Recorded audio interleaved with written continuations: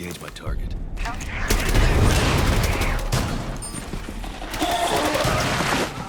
With me! Asset is under it. Bring the asset to the extraction pod. In Rainbow Six Extraction, your mission is to get in, get the job done, and get out.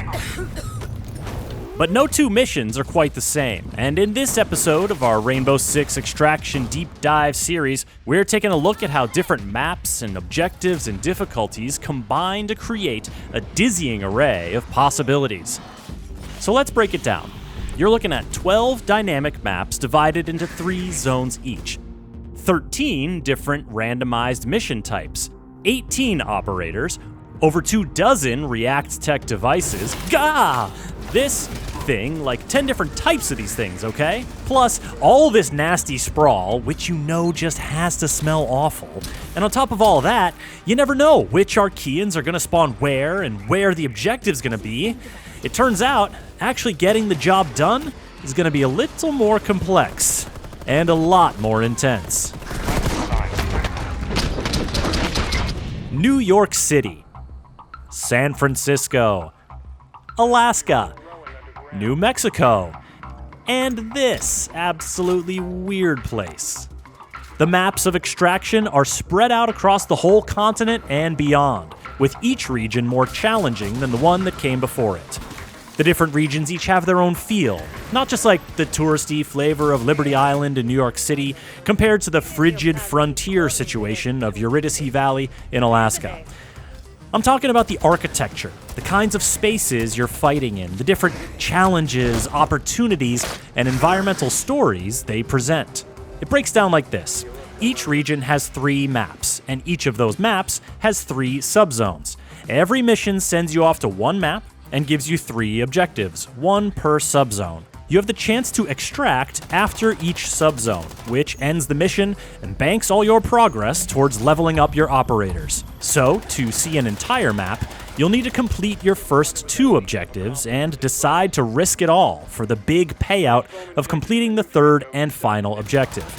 Each subzone presents progressively more difficult enemies, and the setting can change significantly from one area to the next. Let's look at Eurydice Valley. It's way out there in the Alaskan hinterlands, and the first subzone we encounter on this mission is a straight-up farm. I don't know what they're farming in this weather, but the whole place is the site of an ancient meteor crater, which might have something to do with the parasite wanting to set up shop. The farmyard and a large barn dominate this area, creating some big open spaces.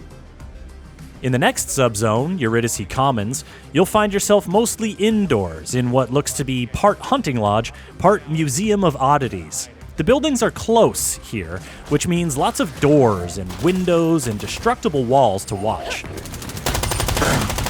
Into the 3rd subzone, titled Missile Silo, it's abundantly clear that this is no humble farming community, as you descend into an underground complex, complete with a bunch of labs, and yes, a missile silo.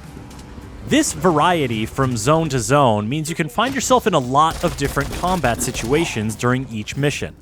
Playing the Specimen objective, in which you need to lure an elite enemy back to your pad and try not to get mauled in the process, gets trickier when you have a lot of stairs and sprawl to traverse.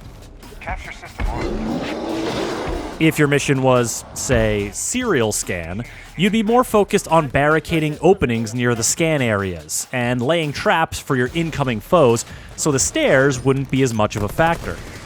How you interact with the map depends on which of the 13 different objectives you're working on, and it's never quite as simple as shoot 'em all and let Ash sort 'em out. Take triangulation.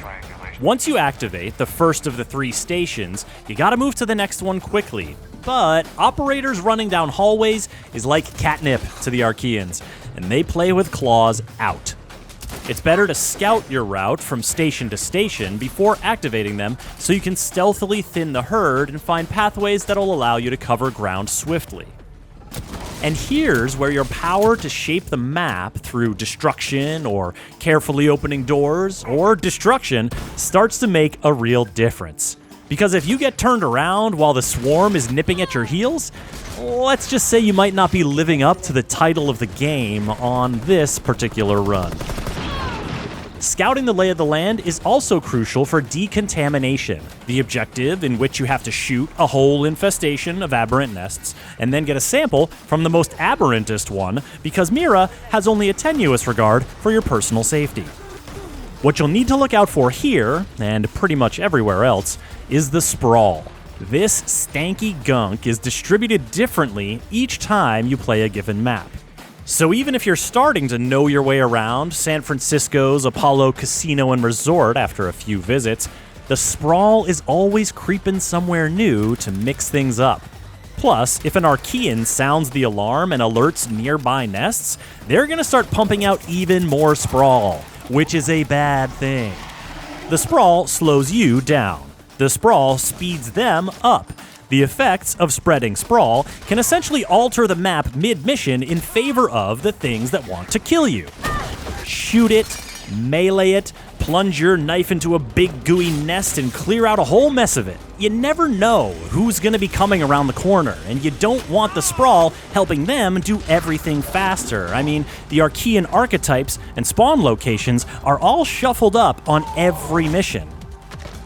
I've played Sabotage and managed to defend my charges with a gaggle of explosive breachers gambling at me on all fours from every which way, but when it's a pack of spikers throwing spikes at me through walls from lion knows where, I don't know, man. Look, we're gonna talk a lot more about the different Archeans and tactics to take them down in another episode of this deep dive series, but suffice to say, when it comes to enemies, you never quite know what you're gonna get. And hey, if what you're getting isn't making you break a sweat, or you want to get after those operator skill upgrades and weapon unlocks more quickly, then kicking the difficulty up a notch might be right for you. Completing objectives on tougher difficulties yields substantially more progression, but side effects may include increased sprawl, elevated Archean aggression, grievous bodily harm, and stasis foam encasement. So, ask yourself, is it worth the extra risk to get those extra rewards? If you want more info on those rewards, check out the other video in our series, where we delve into how different operators can not only change your approach to the mission, but can also evolve as you level up. Rainbow Six Extraction is launching this January for PS4 and PS5, Xbox One and Xbox Series X and S, cloud gaming, and PC. Subscribe to this channel to catch the next videos in our series and get the latest updates at news.ubisoft.com.